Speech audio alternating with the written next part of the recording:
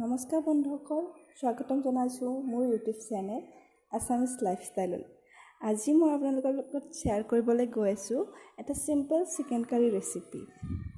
এইটো আপোনালোকে Assamese style chicken curry বুলিও ক'ব পাৰে। এইটো একেবাৰে চিম্পল হয়।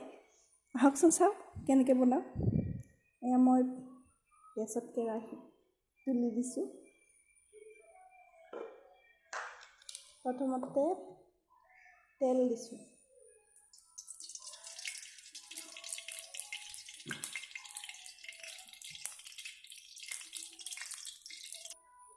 তেলখিনি ভালকৈ গৰম হৈ যোৱাত মই ইয়াতে জিৰা অকণমান দিছোঁ আৰু লগতে তেজপাত দিছোঁ। এতিয়া ইয়াতে পিঁয়াজ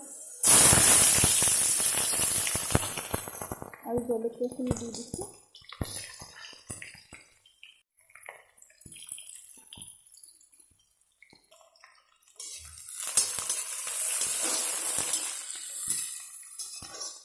ভালদৰে লৰাই দিছোঁ। পিঁয়াজখিনি ভালকৈ এতিয়া আমি ইয়াতে মাংসখিনি দি দিম।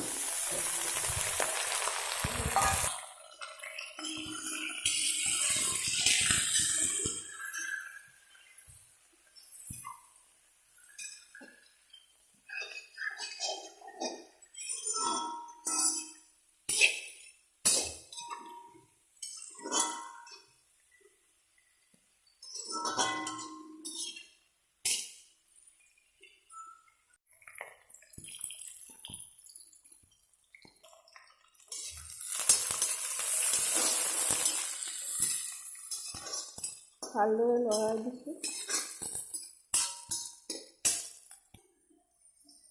পিঁয়াজখিনি ভালকৈ এতিয়া আমি ইয়াতে মাংসখিনি দি দিম।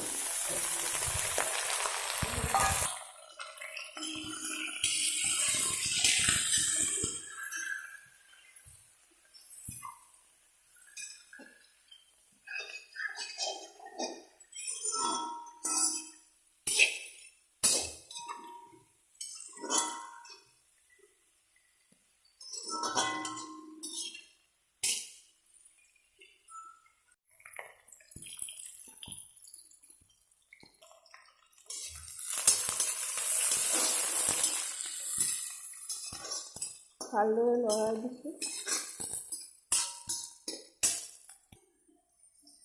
পিঁয়াজখিনি ভালকৈ এতিয়া আমি ইয়াতে মাংসখিনি দি দিম।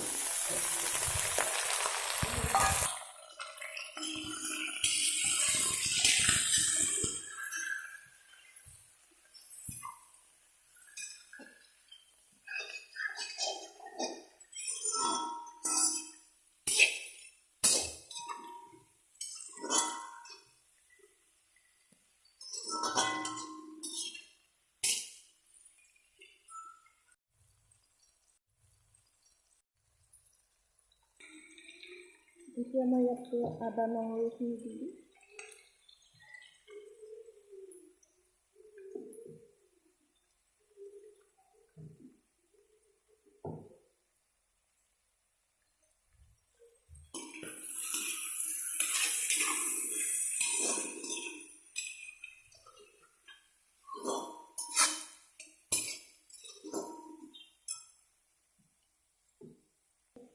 এতিয়া মই মছলাখিনি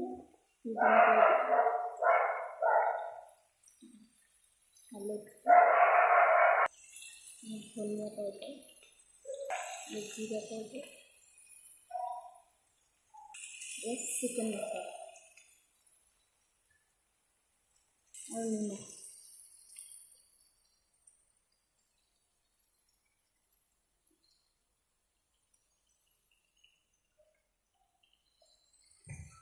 ভালদৰে লৰাই দিম।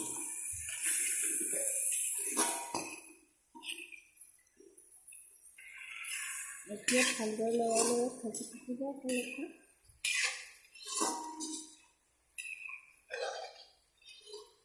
এতিয়া মই আলুখিনি এড কৰিম।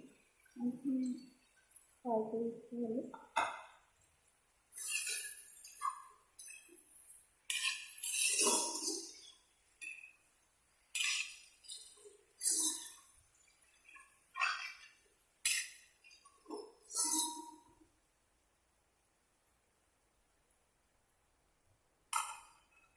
অলপ টাইমৰ কাৰণে ঢাকনিখন লগাই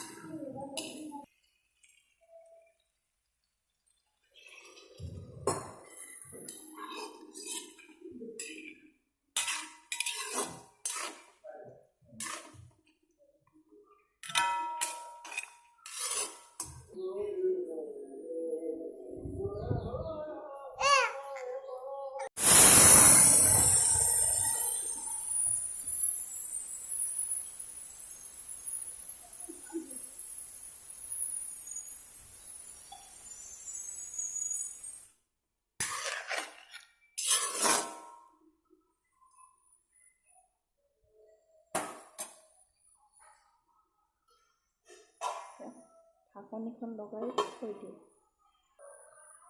5 মিনিটমানৰ পিছত চাব মাংসখিনি সিজি গৈছে। এয়া প্ৰায় হৈয়ে গ'ল মোৰ চিকেন কাৰী। আপোনালোকে নিজৰ পচন্দ অনুসৰি যিমান পানী ৰাখিব বিচাৰে ৰাখিব পাৰে।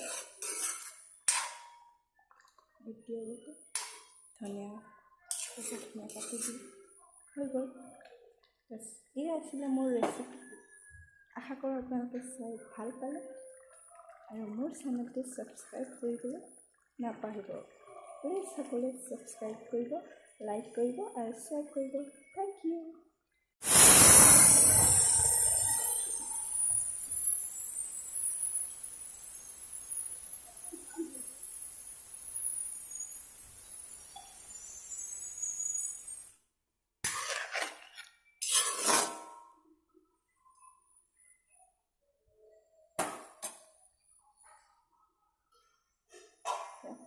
ঢাকনিখন লগাই থৈ দিওঁ। 5 মিনিটমানৰ পিছত চাব মাংসখিনি সিজি গৈছে। এয়া প্ৰায় হৈয়ে গ'ল মোৰ চিকেন কাৰী। আপোনালোকে নিজৰ পচন্দ অনুসৰি যিমান পানী ৰাখিব বিচাৰে ৰাখিব পাৰে। এতিয়া ধনিয়া কাটি দি হৈ গ'ল। এয়া আছিলে মোৰ ৰেচিপি। আশা কৰোঁ আপোনালোকে চাই ভাল পালে আৰু মোৰ চেনেলটো ছাবস্ক্ৰাইব কৰিবলৈ নাপাহৰিব। প্লিজ সকলোৱে ছাবস্ক্ৰাইব কৰিব, লাইক কৰিব আৰু শ্বেয়াৰ কৰিব। Thank U.